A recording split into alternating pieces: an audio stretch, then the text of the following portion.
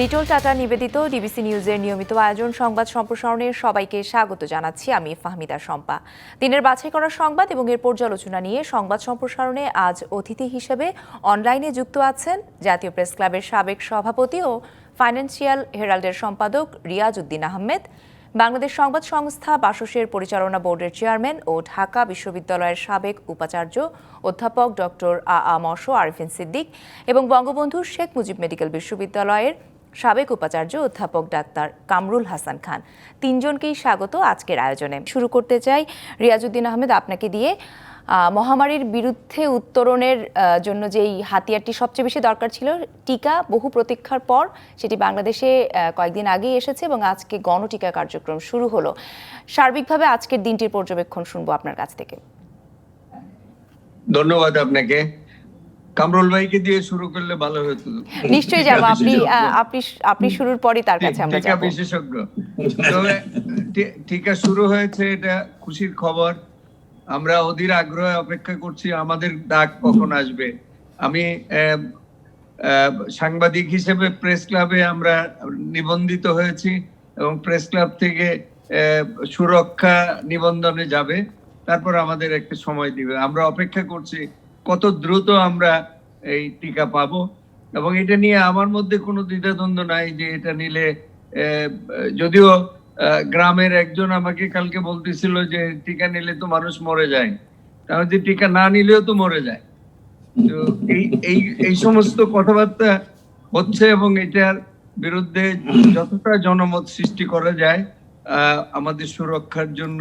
রিয়াজউদ্দিন আহমেদ, এই জায়গাটিতে একটু যুক্ত করতে চাই। এই যে টিকা নিলে মরে যায় বা টিকা নিলে অনেক পার্শ্ব প্রতিক্রিয়া হয়, অনেক নানান ধরনের গুজব যেগুলো দেখছিলাম, সেই গুজবকে বন্ধ করবার জন্য আজকে দেখলাম চমৎকারভাবে কিন্তু উদ্বোধন হলো। প্রথম সারির প্রশাসন বলি, সরকারি গুরুত্বপূর্ণ ব্যক্তিদেরকে বলি, সবাই কিন্তু আজ টিকা নিয়েছেন। মন্ত্রী, এমপি, প্রধান বিচারপতি, একেবারে বিভিন্ন শ্রেণী পেশার প্রথম সারির মানুষেরা কিন্তু নিয়েছে। এতে করে সাধারণ মানুষের যে ভীতি বা সংশয়, সেটি কাটবে কিনা? এইটা গ্রামের দিকে কাটতে সময় লাগবে, কারণ গ্রামে আল্লাহর রহমতে ইনফেকশন বেশি হয় নাই, মানুষ খুব একটা আক্রান্ত হয় নাই এবং তাদের মধ্যে একটা ধারণা জন্মেছে যে এটা আল্লাহর রহমত বাংলাদেশের মানুষের উপর, তাদের হবে না। এবং তারা পরিশ্রম করে, তারা রোদের মধ্যে থাকে। আমাদের যে নিম্ন আয়ের মানুষ যারা, স্লাম ডোয়েলার্স, বস্তিবাসী যারা, তারা কিন্তু নিরাপদ। তো তারা মনে করে যে টিকা নেওয়ার দরকারটা কি। আর আপনি যখন প্রচার করছেন যে ইনফেকশনের রেট 2%-এর নিচে নেমে আসছে, তাইলে আর দরকার কি, এরকম অনেকের মধ্যে আছে। কিন্তু আমার মনে হয়েছে যে না, এটা ঠিক না। আস্তে আস্তে টিকা নেবে, তবে টিকা মানে সবাই যাতে পায়, সবাইকে যাতে অপেক্ষা না করতে হয়। আজকে রিপোর্ট আছে যে অনেকে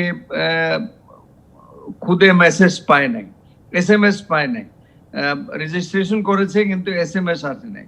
এইটা একটা ক্লিয়ারিফিকেশন হেলথ মিনিস্ট্রি থেকে দরকার যে ধাপে ধাপে কাদেরকে দিবে। আজকে তো দিলেন বাংলাদেশের শ্রেষ্ঠ নাগরিকদেরকে, তো অবশিষ্ট নাগরিকদের কি হবে?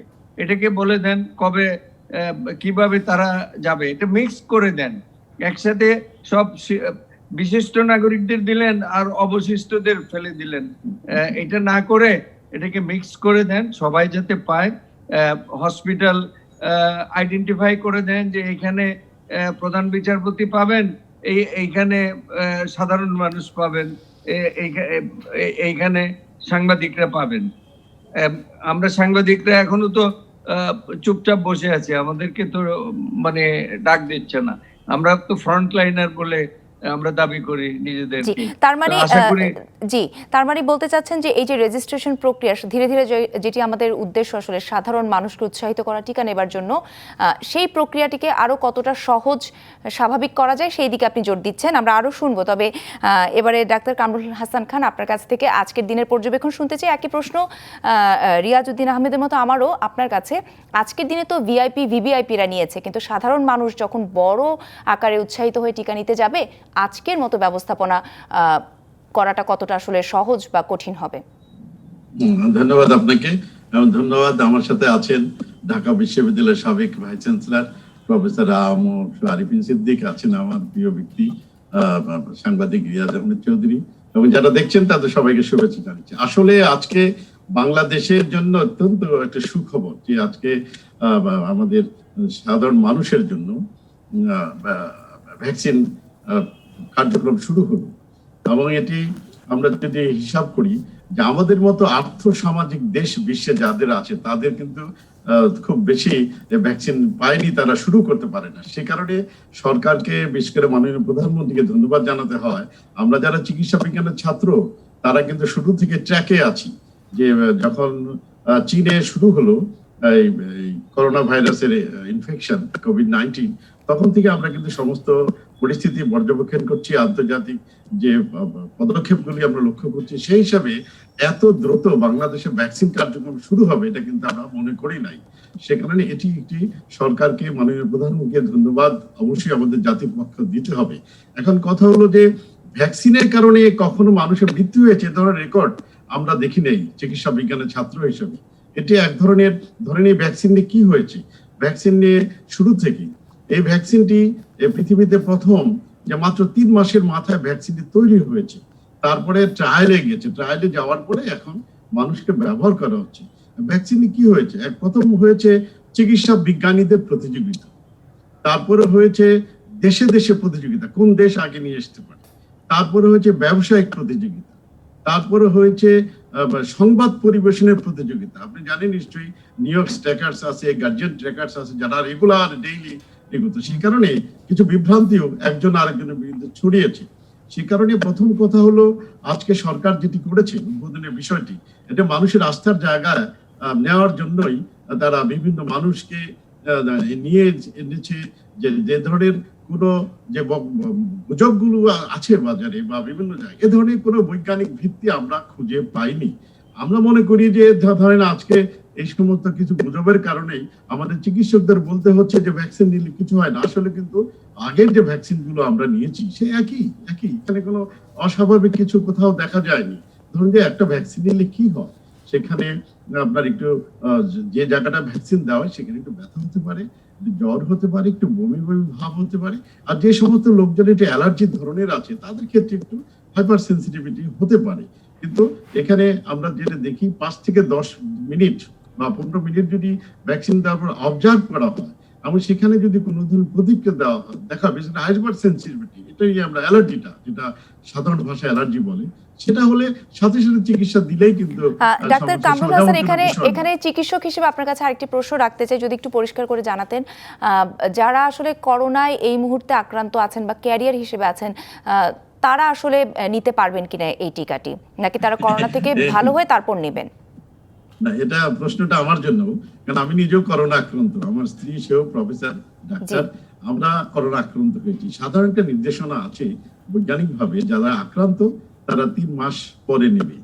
আমরা সে কারণেই নাহলে প্রথম দিনে হয়তো আমি নিতাম। জি, এই ক্ষেত্রে তাহলে আরেকটি প্রশ্ন করতে চাই এই সমান্তরালে, সেটি হচ্ছে আমরা জানি যে আমরা টেস্টের ব্যাপারে এখন অনেকটাই নিরুৎসাহিত হয়ে গিয়েছি, বা অনেকেরই আছে যে সিমটম বা উপসর্গ ছাড়াও অনেকে করোনায় কিন্তু আক্রান্ত হচ্ছেন, হয়তো শুধুমাত্র মুখে স্বাদ নেই অথবা ঘ্রাণ পাচ্ছেন না, তিনি হয়তো টেস্টও করাননি, কিন্তু তিনি এমন যদি কেউ আসলে হয়ে থাকে যে তিনি হয়তো করোনায় আক্রান্ত, তিনি নিজেও জানেন না, কিন্তু তিনি ভ্যাকসিনটি নিয়েছেন, সেক্ষেত্রে এটি কোনো কাজ করবে কিনা বা কতটা সুফল দিবে? না, অবশ্যই এখানে যে জিনিসটা বলা হচ্ছে, আপনি যেটা প্রথম প্রশ্ন করলেন যে যারা করোনা আক্রান্ত তারা নিলে কোনো ক্ষতি আছে কিনা, তারা নিলেও কোনো ক্ষতি নেই, এবং সেই কারণে যারা করোনা আক্রান্ত আছে তাদের নিলেও কোনো ক্ষতি নাই, বরং সেখানে আমাদের প্রতিরোধ ক্ষমতাটা আরো বৃদ্ধি পাবে, বুস্টিং হবে। তো সেখানে আমাদের যে প্রশ্নটা আছে যে মানুষের আগ্রহ কম, আমি কিন্তু মানুষের মধ্যে কোনো আগ্রহ কম দেখিনি। এখানে জিনিসটা বিবেচনা রাখতে হবে, যেমন ওয়েবসাইটে আপনাকে রেজিস্ট্রেশন করতে হবে। এখন কারা করছে, ওয়েবসাইট বা ইন্টারনেট ইউজ করে কারা, ইয়াং গ্রুপ। এখানে বলা আছে 55 বছরের উপরে যারা, তারাই প্রথমে রেজিস্ট্রেশন করবে। সেই জায়গায় ধরেন যে শুধুমাত্র টিকার বিষয় না, আপনি যদি 55 বছরের মানুষের উপরে যে কোনো বিষয় ওয়েবসাইটে আপনি এন্ট্রি করতে বলেন, একই ঘটনা ঘটবে। কিন্তু সে কারণে এটি বিষয় নয়। আমি মনে করি যে ধরেন আজকে গোটা বাংলাদেশের 1005টি হাসপাতালে টিকা কেন্দ্র করা হয়েছে, এবং সেখানে ঢাকা শহরে 50টি হাসপাতাল টিকাদান কেন্দ্র করা হয়েছে। 42,000 কর্মীদেরকে বিশেষ প্রশিক্ষণ দেওয়া হয়েছে টিকার জন্য। সেখানে সরকারের ব্যবস্থা খুবই সুন্দর আছে, যেমন প্রতিদিন 3,60,000 টিকার কিন্তু ব্যবস্থা আছে।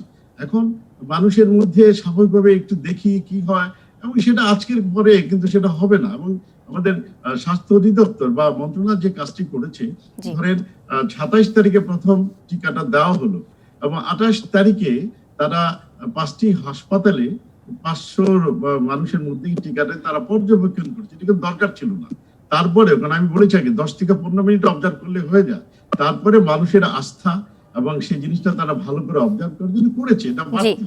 সে কারণে আজকে আমাদের কোনো শঙ্কার কারণ নেই, জি পর্যাপ্ত টিকা আছে। তবে সেইখানে আজকে কেন মানুষ এগিয়ে আসছে না, এটা আমার ডাক্তার কাছে কামরুল মনে হাসান, হয় আবারও না। আসবো আপনার কাছে কিছু প্রশ্ন নিয়ে। তবে এবারে শুনতে চাই জনাব মশো আরিফিন সিদ্দিকীর আজকের পর্যবেক্ষণটি। আজকের দিনটা ভালো ভালোই কাটলো, আগামী দিনগুলো আসলে টিকা ব্যবস্থাপনার কেমন কাটতে পারে, কি কি চ্যালেঞ্জ আসলে আমরা মুখোমুখি হতে পারি, আপনার পর্যবেক্ষণ কি বলে? ধন্যবাদ আপনাকে। আমাদের দুজন সহ আলোচক যে কথাগুলো বললেন তার সূত্র ধরেই বলা যায় যে আপনার আজকে যে ধরনের সাড়া পাওয়া গেছে, বিশেষ করে পদস্থ কর্মকর্তা, জনপ্রতিনিধি যারা দিয়েছেন আজকে, তো সেটা তো বেশ ভালো একটা সাড়াই আমরা দেখেছি। কিন্তু হয়তো ঢাকার বাইরে মফস্বল শহরে অতটা আগ্রহ দেখা যাচ্ছে না টিকার জন্য। সেটা বোঝা যাচ্ছে আপনার রেজিস্ট্রেশনের পরিসংখ্যান দিয়ে, যে রেজিস্ট্রেশনটা এখনো সেইভাবে করছে। আমার মনে হয় যে আজকের দিনের পরে রেজিস্ট্রেশনের মাত্রা অর্থাৎ নিবন্ধন করার সংখ্যা বাড়বে। আর এটা কিন্তু সারা দুনিয়ারই উদাহরণ। কখনোই দেখা যায়নি যে কোনো একটা নতুন আইডিয়া, নতুন একটা ইনোভেশন, সেটা অ্যাডপ্ট করার ব্যাপারে একেবারে সকল জনগোষ্ঠী একসাথে এগিয়ে যায়। এটা কখনোই হয় না। একটা আর্লি অ্যাডপ্টার্স থাকে, যারা একটু পরীক্ষা নিরীক্ষা করতে চান, নিজেরা দেখতে চান জিনিসটা কি, এই ধরনের কিছু মানুষ থাকেন, তারা আগে যান। আজকে যেটা হয়েছে সেটা হচ্ছে আপনার সামাজিক অবস্থান ভিত্তিক, যে কর্মকর্তা কর্মচারী তাদেরকে আগে দেওয়া, জনপ্রতিনিধিদের আগে দেওয়া। কিন্তু যদি এটা আপনার একেবারে ওপেন থাকতো, যে এখানে কোনো ধরনের কোনো শ্রেণী বিভাজন না করে যেই আগে আসবে তাকে আগে দেওয়া, তাইলে আপনি দেখতেন এই একই জিনিস, অর্থাৎ সংখ্যা আস্তে আস্তে বাড়বে। কারণ সমাজে কিছু মানুষ থাকে যারা দেওয়ার পরে উনি গিয়ে ওনার পরিবারে, ওনার সমাজে বলবেন যে আমি দিয়ে আসলাম, আমার কোনো অসুবিধা হচ্ছে না।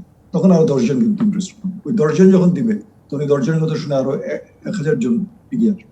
এটা কিন্তু স্টেপ বাই স্টেপই যাবে। হঠাৎ করে নতুন একটা টিকা আসছে, সবাই হুমড়ি খেয়ে পড়বে, এই অবস্থা কখনো কোথাও হবে না, হয় না। আর টিকা তো এখন এক্সপেরিমেন্টাল পর্যায়ে আছে। এখন আমি দেখলাম যে জার্মানিতে এই অক্সফোর্ড অ্যাস্ট্রাজেনেকাকে 65 বছরের ঊর্ধ্বে যাদের বয়স, তাদেরকে দেওয়াটা তারা ডিসকারেজ করছে। তো এই ধরনের নানা সংবাদও কিন্তু আসে আমাদের সামাজিক মাধ্যমে, এমন কিছু তথ্য আসে যেগুলো একেবারে অপতথ্য বলা যায়, যেটি অধ্যাপক কামরুল হাসান বলছি। আমার মনে হয় যে এই সব দিকই বিবেচনা করতে হবে। আমাদের দেশের মানুষ কিন্তু সাক্ষরতার হারও অনেক বেড়ে গেছে, শিক্ষার হার বেড়ে গেছে, অতএব এরা যে পিছিয়ে থাকবে তা মনে হয়। কিন্তু একটা আশঙ্কা থাকে ওই তথ্য প্রবাহের কারণে, তথ্যের সাথে সাথে অপতথ্য চলে আসে। তো সব মিলে আমি মনে করি যে আপনার সামনের দিনগুলোতে স্বাস্থ্য মন্ত্রণালয়ের উপর একটা চাপ যাবে, অনেক বেশি মানুষ নিবন্ধিত করতে এগিয়ে আসবেন। আবার ওষুধের ফ্লো তো আপনার একসাথে সব আসছে না, বিভিন্ন পর্যায়ে আসবে, ইনস্টলমেন্টে আসবে। তাতে আমার মনে হয় যে সুষ্ঠু ব্যবস্থাপনার স্বার্থেও এইভাবে এগিয়ে যাওয়াই ভালো। একসাথে সবাই আসলে দিতে না পারলে সেটাও কিন্তু একটা সমস্যার সৃষ্টি করবে। টিকা আমাদের সবারই নেওয়া উচিত, যে টিকা যতটুকু ইমিউনিটি বাড়াবে সেটাই তো এই সময়ে, এই আপৎকালীন সময়ে আমাদেরকে রক্ষা করবে।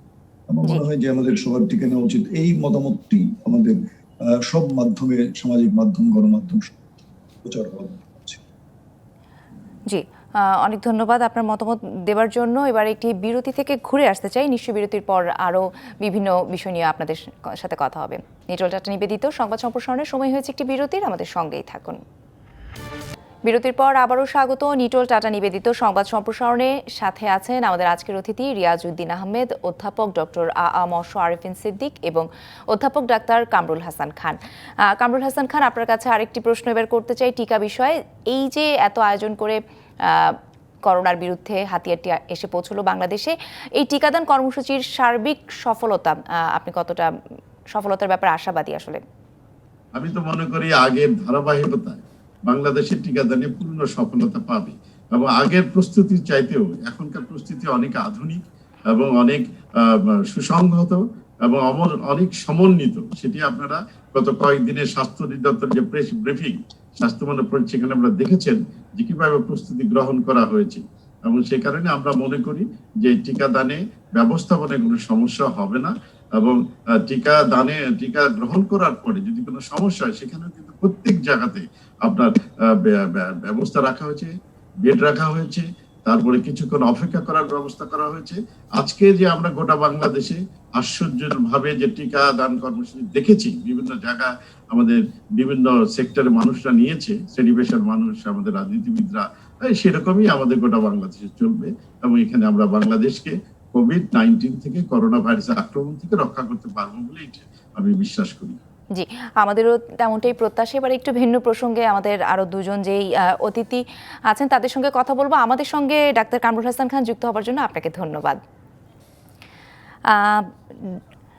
মশা আরিফিন সিদ্দিকা, আপনার কাছে এবার জানতে চাই, আমরা দেখছিলাম যে কিশোরগঞ্জ আমাদের সংবাদেও ছিল, কিশোরগঞ্জের গতকালকের একটি ঘটনা, স্বাস্থ্য সচিব এবং বনাম স্থানীয় যে এমপি তাদের মধ্যে একটি বিরোধের ঘটনা ঘটেছে এবং ওই ঘটনার জের ধরে কালকে স্বাস্থ্য সচিবকে তার নিজের গ্রামের বাড়িতে অবরুদ্ধ থাকতে হয়েছিল এবং আজকে এই ধারাবাহিকতায় দেখলাম তাকে অবাঞ্ছিত ঘোষণা করেছে স্থানীয় আওয়ামী লীগের নেতাকর্মীরা এবং যিনি ওসি আছেন তাকে প্রত্যাহার করে নেওয়া হয়েছে।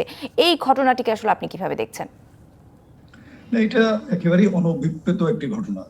এই ধরনের ঘটনা আমরা তো দেখতে চাই না। অন্তত পক্ষে গণমাধ্যমে যে তথ্যগুলো পেয়েছি আমি, তাতে মনে হচ্ছে যে এটা কোনো একটা আপনার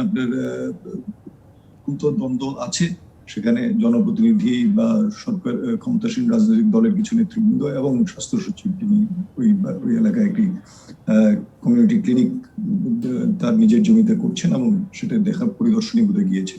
তো যাই হোক, কোনো যদি দ্বন্দ্ব থেকেও থাকে, সেই দ্বন্দ্ব তো এইভাবে আপনার তার বহিঃপ্রকাশ একটা সভ্য সমাজে আমরা কখনই আশা করি। সেগুলো নানাভাবে নিরসন করা যায়। আমরা আজকের দিনে নানা ধরনের কনফ্লিক্টিং সিচুয়েশন দেখি, পরিবারের ভেতরেও কনফ্লিক্ট থাকে অনেক সময়, কিন্তু সেগুলো কনফ্লিক্ট রেজলিউশন, কনফ্লিক্ট বা দ্বন্দ্ব একটা দেখা দিয়েছে, দ্বন্দ্বটা নিরসন করার জন্য হাজার রকম পন্থা আছে, কিন্তু একেবারে সরাসরি একজনের উপর আক্রমণ করা, এগুলো একেবারেই অনভিপ্রেত। আপনি যেটা বলেছেন, আমার মনে হয় যে প্রত্যেকটি কনফ্লিক্টেরই একটা সমাধান আছে, প্রত্যেকটা সমস্যার একটা সমাধান আছে, কিন্তু সেই সমাধানটা করবে কে? সেই ধরনের ম্যান অফ উইজডম, প্রজ্ঞাবান মানুষ সমাজে থাকা দরকার। আমি বুঝতে পারি না, শুধু আপনার এই কটিয়াদির কথাই আমরা বলবো, প্রায় বিভিন্ন জায়গায় প্রতিদিন যে খবরগুলো দেখি, তাতে মনে হয় যে সমাজে যে প্রজ্ঞাবান কিছু মানুষ থাকার কথা, বিচক্ষণ মানুষ থাকার কথা, যারা নেতৃত্ব দিয়ে এগুলোকে নিরসন করবেন, সেই মানুষের সংখ্যা কিন্তু হয় কমে যাচ্ছে, হয় তারা সাহস করছেন না যে আমি এই ধরনের সমস্যা নিরসনে গেলে হয়তো পাল্টা আমার উপরে আক্রমণ করবে। তো এইটা কিন্তু সমাজের জন্য খুব ভালো লক্ষণ নয়। আমি মনে করি যে সরকার, সংশ্লিষ্ট সংস্থাগুলো এবং বিশেষ করে এলাকার যারা গণ্যমান্য ব্যক্তি থাকেন, তারা হয়তো খুব উচ্চ শিক্ষিত নাও হতে পারেন, কিন্তু তাদের অনেক অভিজ্ঞতা আছে, তারা এলাকার সকলকে চিনেন, জানেন, তারা ডেকে এগুলো যদি নিরসন করার একটা উদ্যোগ নেন, আমার মনে হয় সেখানে সমাজ উপকৃত হবে। সব সমাজেই কিন্তু এই ধরনের দ্বন্দ্ব থাকে, কিন্তু সেটা নিরসনের জন্য বিভিন্ন সমাধানও তারা খুঁজে বের করে। এইভাবে আক্রমণ করা, একজনকে তার নিজের বাড়ি থেকে বের করে দেওয়া, এটা তো একেবারেই গ্রহণ করা যায় না, অগ্রহণযোগ্য। এই বিষয়ে রিয়াজউদ্দিন আহমেদ, আপনার পর্যবেক্ষণ জানতে চাই যে এই যে অবাঞ্ছিত ঘোষণা করা হলো, একদিকে ওসিকে প্রত্যাহার করা হলো, বা স্বাস্থ্য সচিবের মতো একজন সম্মানিত ব্যক্তিকে বাড়িতে আটকে রেখে হামলা চালানোর ঘটনা, এই যে ক্ষমতার দ্বন্দ্ব, এই বিষয়টিকে কিভাবে দেখছেন? এটা তো রাজনীতিতে থাকবে। আমার ধারণা, আমি জানি না, আমি মানে মিথ্যা প্রমাণিত হলে খুশি হব। হয়তো স্বাস্থ্য সচিব তার রাজনৈতিক ভবিষ্যৎ গড়তেছিলেন সেখানে, তো স্থানীয় যিনি এমপি তিনি শঙ্কিত হয়ে গেছেন যে তার বারাবাতে ছাই দিতে আসছে, তাকে আমরা অ্যালাউ করব না, এবং এটা রাজনৈতিক দ্বন্দ্বের কারণেই হয়েছে। এটা আরভিন ভাই যেটা বলছে যে স্থানীয় লোকরা বসে এটা মিটমাট করে দিতে পারতেন, এটা তো পারবে না। রাজনৈতিক অভিলাষ যদি কারো থাকে, এবং এখানে মনে হয় রাজনৈতিক অভিলাষ স্বাস্থ্য সচিবের আছে, না হলে আওয়ামী লীগ এককভাবে এরকম প্রতিরোধ তৈরি করতো না। আমরা দেখছি যে একটা আইন করার কথা ছিল যে আমলারা রিটায়ার করার পরে অন্তত 3 থেকে 5 বছর রাজনীতিতে যোগ দিতে পারবে না। কারণ তারা যখন আমলা থাকেন, একটা স্বাস্থ্য সচিব তার এত ক্ষমতা, তিনি একটা ক্লিনিক করতে পারেন, তিনি একটা হসপিটাল করতে পারেন, তিনি মানুষকে চিকিৎসা সেবা ঘরের কাছে পৌঁছে দিতে পারেন। এগুলি করে উনি একটা ভিত তৈরি করে আগামী নির্বাচনে বললেন যে আমি প্রার্থী হতে চাই। তো বর্তমান যে এমপি সাহেব, তিনি নিশ্চয়ই এটার গন্ধ পেয়েছেন, যে কারণে এই ঘটনাটা ঘটেছে, এবং এটা রাজনৈতিক। এবং আমি মনে করি যে সরকারের উচিত, ইলেকশন কমিশনের উচিত একটা আইন করা, যে আমলারা রিটায়ার করে সাথে সাথেই রাজনীতিতে চলে যাবে, এটা ঠিক না। তাহলে তারা তাদের পদ পদবীর অপব্যবহার করে নানানভাবে সুযোগ সুবিধা নিয়ে রাজনৈতিক ভবিষ্যৎ গড়ার চেষ্টা করবে। এই জিনিসটা নিবৃত্ত করতে পারলে এই ধরনের ঘটনা ঘটবে না। অন্যথায় যেটা ঘটেছে এটা নিন্দনীয়। এটা তো এরকম ঘটনা না ঘটাই উচিত। এবং কিশোরগঞ্জের যারা বড় বড় নেতা আছেন, রাষ্ট্রপতি তো কিশোরগঞ্জের, ওনারা এই জিনিসটা দেখতে পারেন। তবে এটা মূলে যেতে হবে যে ব্যুরোক্রেটরা ইচ্ছা করলে রিটায়ার করার পরের দিন বা আর্লি রিটায়ারমেন্ট নিয়ে রাজনীতিতে চলে গেলেন, এইটা বন্ধ করতে হবে। জি, কারণ সেক্ষেত্রে দুই পক্ষেরই আসলে ইমেজেরও কিন্তু একটি ব্যাপার রয়েই যায়। আমরা নিশ্চয়ই আরও শুনবো আপনাদের কাছ থেকে, তবে আরেকটি বিরতি থেকে ঘুরে আসতে চাই। নিটোল টাটা নিবেদিত সংবাদ সম্প্রসারণের সময় হয়েছে আরও একটি বিরতির, সঙ্গেই থাকুন। বিরতির পর আবারও স্বাগত নিটোল টাটা নিবেদিত সংবাদ সম্প্রসারণের সাথে আছেন রিয়াজউদ্দিন আহমেদ এবং অধ্যাপক ডক্টর আরিফিন সিদ্দিক। বিরতিতে যাওয়ার আগে রিয়াজউদ্দিন আহমেদ বলছিলেন কটিয়াদির ঘটনার প্রেক্ষিতে কিশোরগঞ্জের যে আমলারা যেন আসলে রিটায়ারমেন্টের পরে একটি নির্দিষ্ট সময় বিরতির পরে যে যদি রাজনীতিতে তারা আসতে ইচ্ছা প্রকাশ করেন, এই ধরনের কোন একটা আইনের হলে ভালো হয়। এই বিষয়ে জনাব আরিফিন সিদ্দিক, আপনার কি অভিমত? আমার মনে হয় যে আমরা গণতন্ত্রকে আরো সুসংহত করতে চাই, গণতন্ত্রকে আরো বিস্তৃতি ঘটুক সেটা। তো সেখানে তো সকলেরই রাজনৈতিক একটা লক্ষ্য থাকতে পারে, কিন্তু রিয়াজ ভাই যেটা বললেন যে সরকারি চাকরি শেষ করে অন্তত একটা গ্যাপের কথা, সেটা আমি যতদূর জানি এখনো সেই আইন আছে। এবং আমাদের বিশ্ববিদ্যালয়ের বেশ কয়েকজন শিক্ষক আমি জানি বিভিন্ন সময় তারা নির্বাচন করতে চেয়েছিলেন অবসরের পরে, কিন্তু যেহেতু ওই সময়টি ছিল 3 বছরের কম সময় তারা করেছে, অবসরে গেছেন, অর্থাৎ তারা কিন্তু নির্বাচন করতে পারেননি। কিন্তু একইভাবে আবার এটাও বলতে পারে যে প্রত্যেকেই বাংলাদেশের নাগরিক, তাদের গণতান্ত্রিক অধিকার আছে, তারা নির্বাচনে প্রতিদ্বন্দ্বিতা করতে পারেন, নির্বাচনে অংশগ্রহণ করতে পারেন, সেখানে বাধা দিবেন না। বাধা দেওয়ার আইনটা করাই হয়েছে এই কারণ যে আমাদের অনেক আমলা, অনেকে আমরা যখন কোনো একটা পদে থাকি তখন আমরা সেটাকে অনেক সময় অপব্যবহার, এবং সেই কারণে আমি আগে থেকে সরকারি অর্থ বরাদ্দ করে আমার এলাকায় কিছু উন্নয়নমূলক কাজ করে তারপরে আমি হয়তো সেই নির্বাচনের ফাইনাল করেছি। সেইটাও আবার ঠিক না, সমস্যা হয়ে গেছে সব দিক থেকে। অর্থাৎ আমরা মন মানসিকতার দিক থেকে যতক্ষণ পর্যন্ত না একটা উচ্চ নৈতিক অবস্থানে যাব, ততক্ষণ পর্যন্ত এই সমস্যাগুলো থাকবে। কিন্তু এখন যে আইনটি আছে সেই আইন একেবারে সরাসরি আজকে রিটায়ারমেন্টে গিয়ে কালকেই নির্বাচন করা যাবে সেটা আমার মনে হয় না।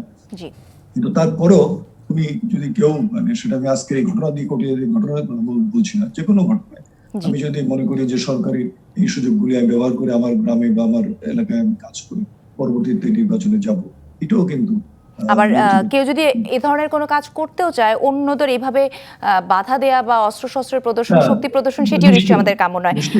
বাধা দেওয়াটাও ঠিক না, আবার ওই ধরনের উদ্দেশ্য থাকাটাও কিন্তু একদম।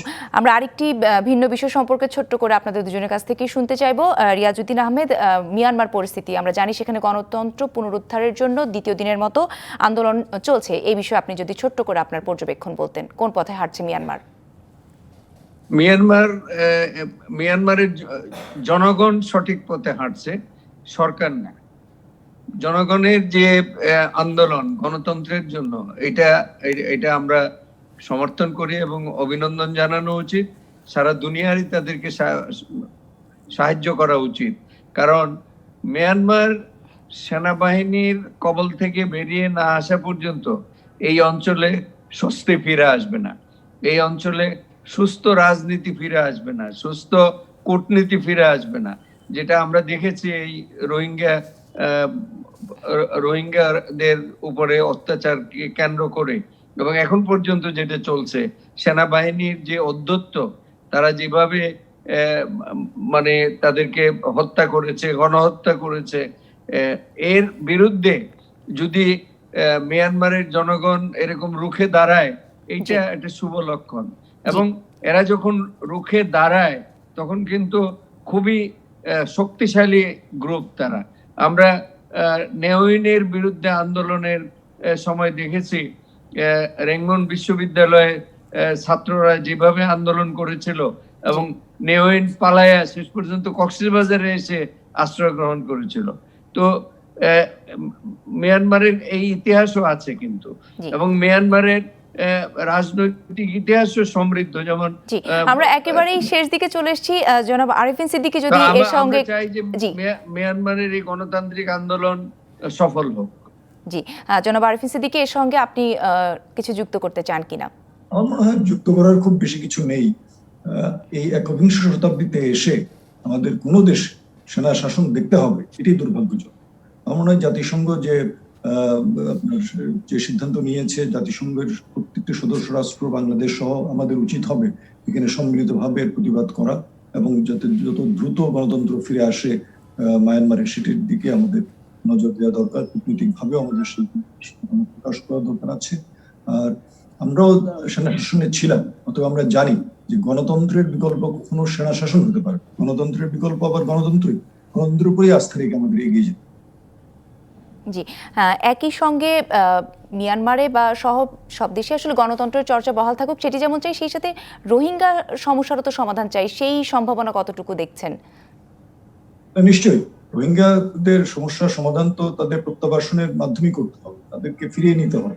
এবং সেই ক্ষেত্রে আমাদের যে কূটনৈতিক কার্যক্রম আগের সরকারের সঙ্গে যেভাবে চলছে, বর্তমান সরকার যেটা সামরিক সরকার, আমি সামরিক সরকারকে আসলে কখনো কোনো স্বীকৃতি দিতে চাই না, তারপরে যদি বাস্তবতার বিবেচনায় তাদের সাথে কথা বলা, যোগাযোগ রাখা দরকার নিশ্চয়ই আছে আমাদের রোহিঙ্গাদের ফিরিয়ে নেওয়ার সাথে। তো সেখানে এই চেষ্টা অব্যাহত রাখতে হবে। এটার দুটো সম্ভাবনাই আছে, হয়তো কিছুটা তারা এগিয়ে আসতে পারে, কারণ আন্তর্জাতিকভাবে এই সরকারের গ্রহণযোগ্যতা কমে যাবে।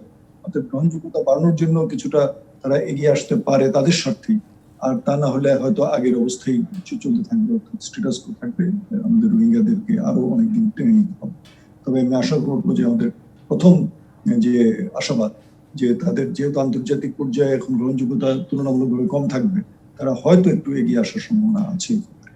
দেখা যাক। সেই প্রত্যাশায় আমাদেরও থাকলো। এই প্রত্যাশা রেখে আজকের মতো আলোচনা শেষ করতে চাই। আপনাদের দুজনকে ধন্যবাদ। এই ছিল নিটোল টাটা নিবেদিত সংবাদ সম্প্রসারণে। ডিবিসির সঙ্গেই থাকুন 24 ঘন্টা।